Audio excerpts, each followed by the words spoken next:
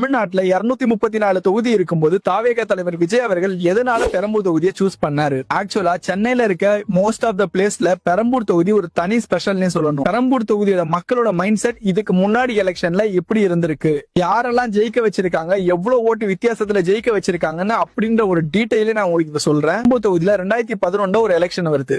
அதுல சிபிஎம் கட்சியை சேர்ந்த சவுந்தரராஜன்றவரு அதிமுக கூட்டணியில ஜெயிக்கிறாரு.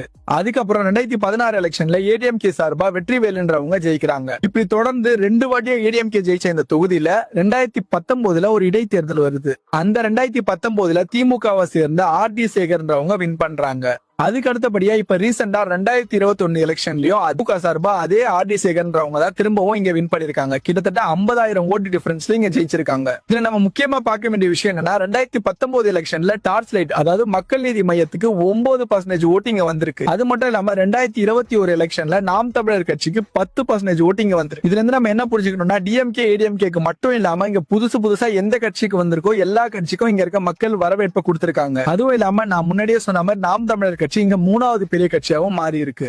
மத்த தொகுதியில மாதிரி பெரம்பூர் தொகுதியை 4 முனை போட்டியா தான் பாக்குறாங்க. இதுல தாவேகா சார்பா தலைவர் விஜய் அவர்கள் நான் பெரம்பூர் தொகுதியில தான் போட்டியிடுவேன்னு சொல்லிட்டு இங்க வேட்பாளரை அறிவிச்சிருக்காரு. இது எந்த அளவுக்கு ஒரு பெரிய மாற்றத்தை கொடுக்குதான்னு பொறுத்து இருந்து பார்க்கலாம்.